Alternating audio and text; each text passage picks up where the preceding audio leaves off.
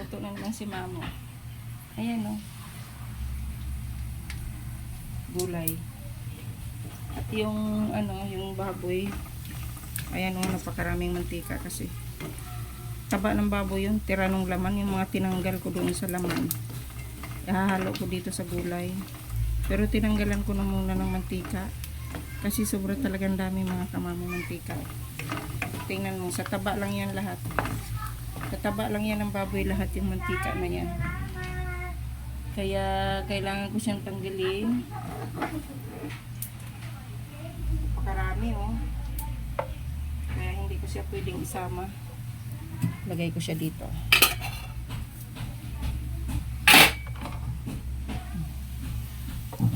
Alisin ang taba.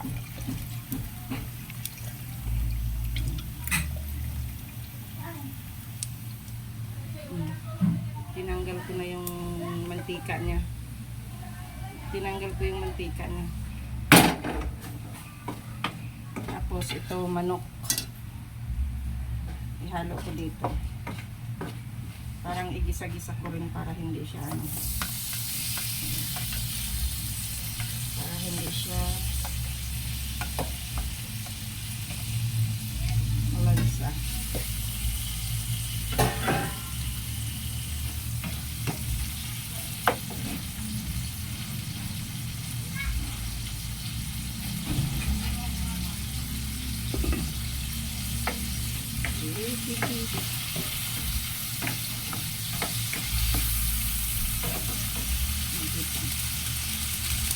Para may lasa yung baboy. Yung manok.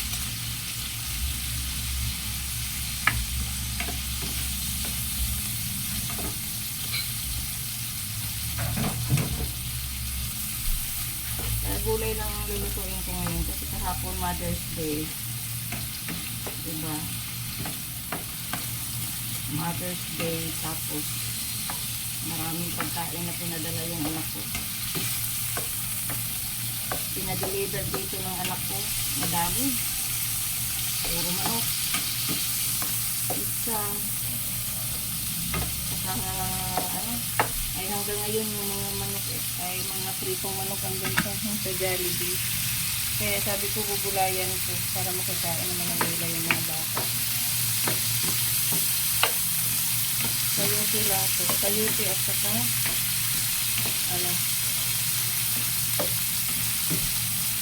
yung sayote at saka carrots. Ayan siya. At lagyan ko kunting repolyo. Para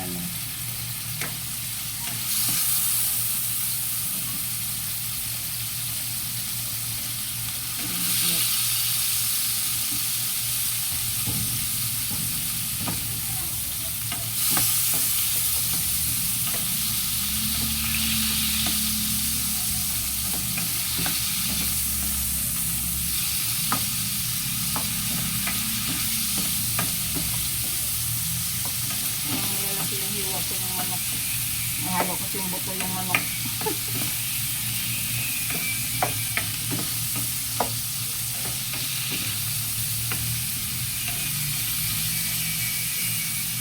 May tawag dito.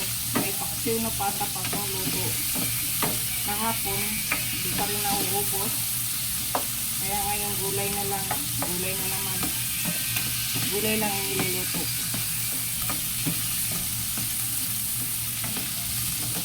Yung manok yan, ito yung baboy. Itinabi ko muna. Ito, papula-pulahin ko rin ito. Yung manok. Para mawala yung lansa ng manok. Pag naprito-prito.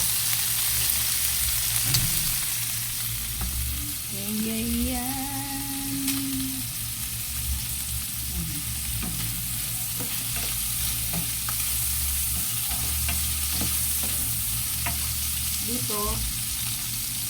Dito sinama ko na yung carrot saka tawag dito sayote, tapos may bell pepper na rin siya. Halo-halo na yan, mekos. Ito Mintos na daw yan mga kamay.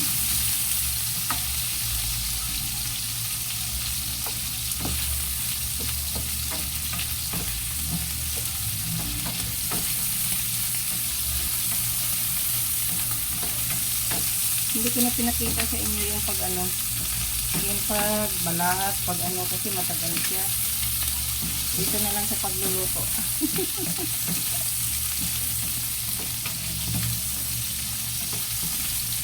Papula-pulahin ko rin yung manok para malis yung lansa niya.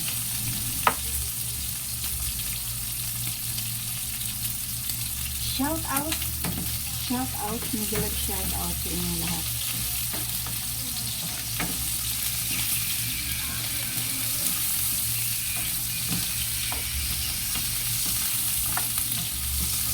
Rinig yung may nagpagawa kasi sa kabilang bahay.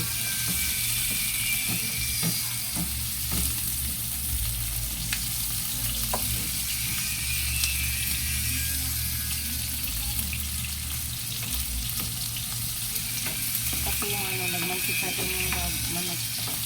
Kaya kailangan ko rin tanggalin yung mantika at itapo na. Yan na rin pang gisa ko.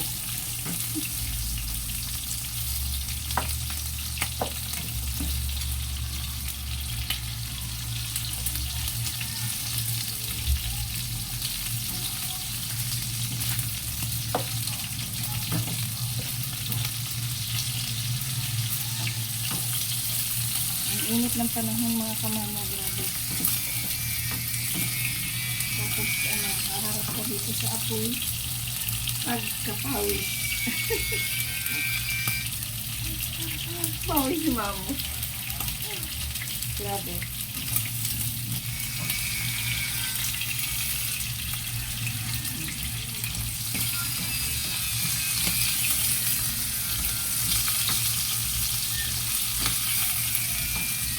Dami ng mantika.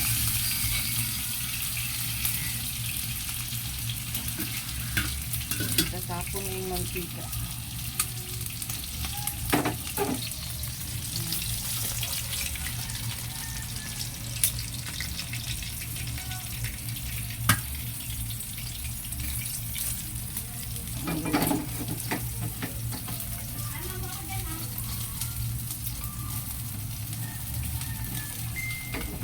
Mag-isa na tayo ng mga kamamo. Ito. Sibuyas. Sibuyas muna.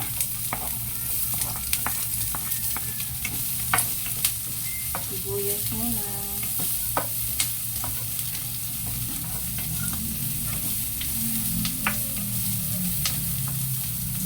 Bawang.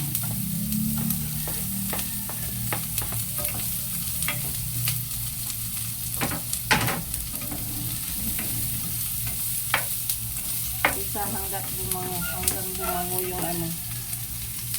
Pero andyan na yung mga pansahog ko. Tapos ibubuhos na natin ngayon dyan yung ano. Yung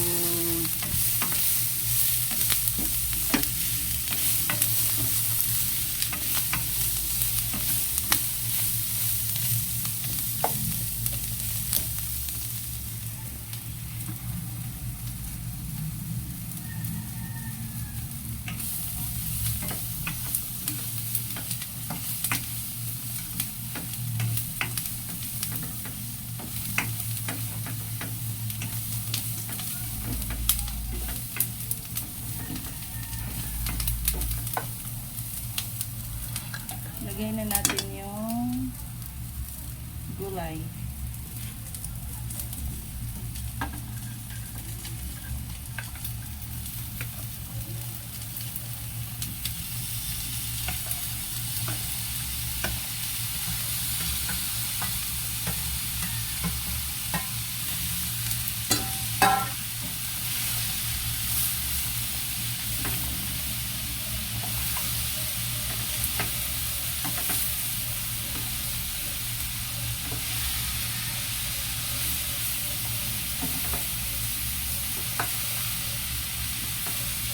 Halo-halo lang.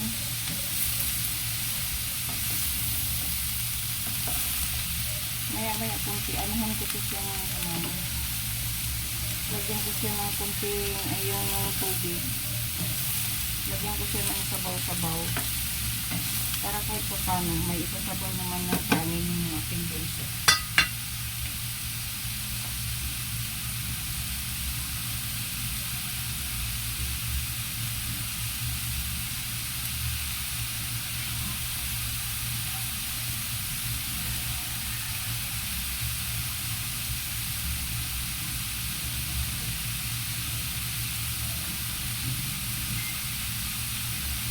Pag gulay kasi kahit ginisa yan, gusto nila ng may kunting sauce, kaya lagyan ko siya ng kunting tubig. Tapos titimplahan na natin.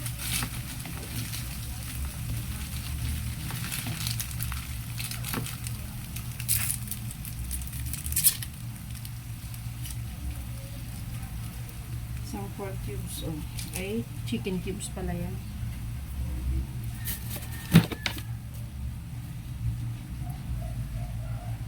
Kunting asin,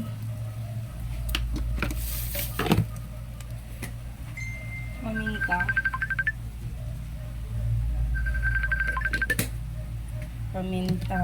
hindi tumatawag.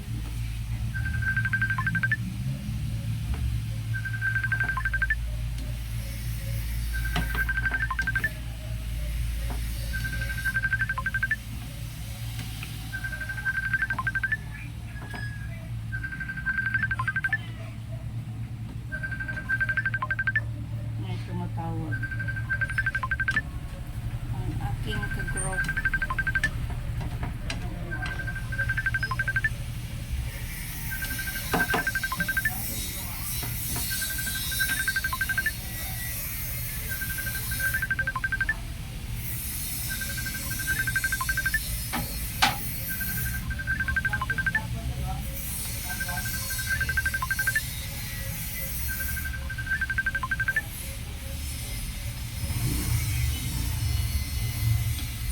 Nagluto ako ng ganitong gulay, mga kamamong, ilalagyan ko siya ng asukal.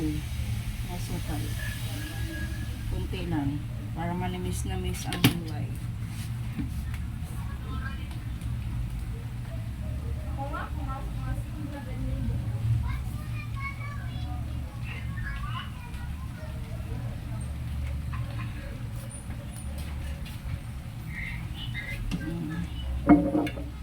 Ayan na siya.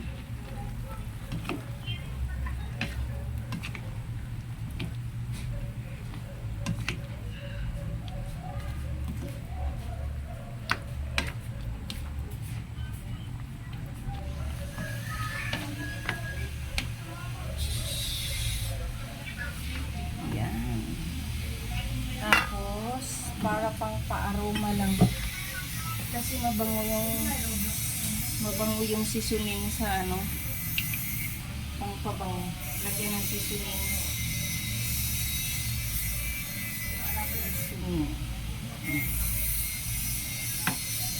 Para masarap na masarap.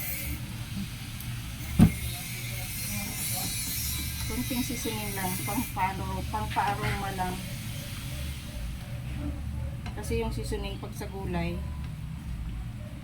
masarap ang amoy niya.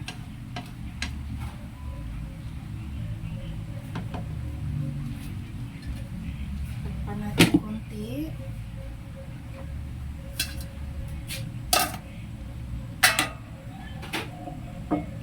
Takpan natin konti. Ay, konti lang. Malaglag.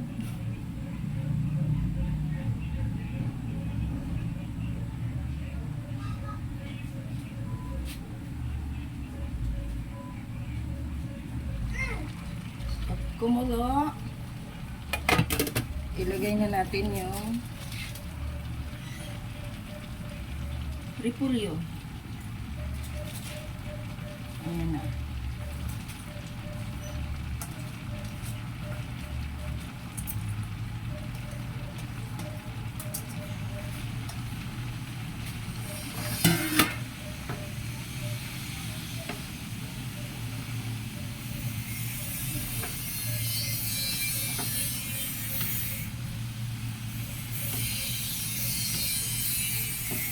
may gumagawa sa kapitbahay ko.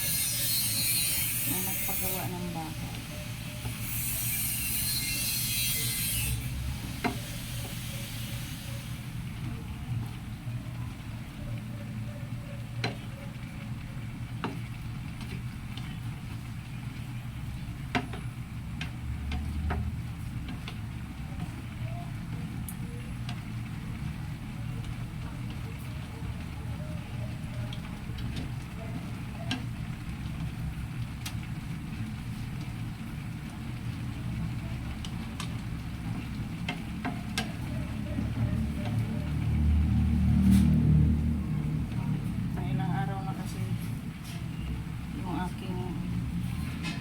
Luto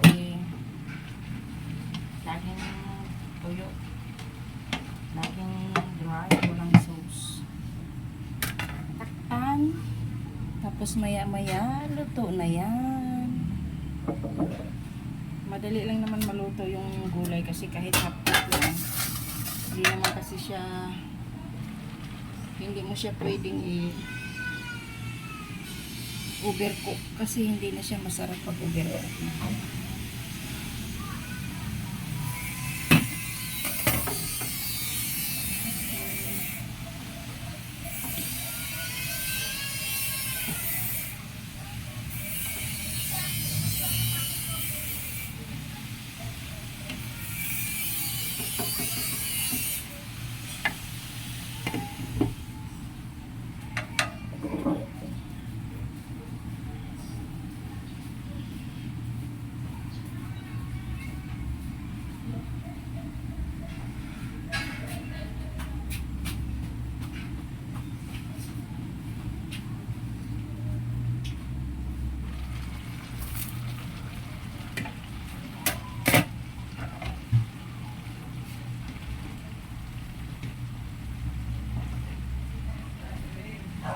Ayan na ang ating gulay ng sayote. Asan na ba?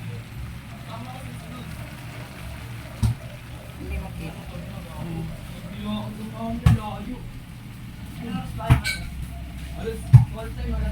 Ayan na ang gulay.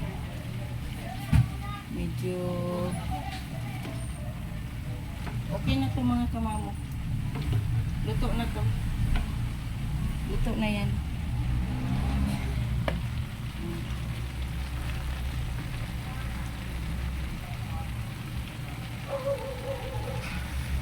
Hindi ko maayos yung camera. Pero luto na siya. Diba? Okay na. Hindi ka ganyan yung camera.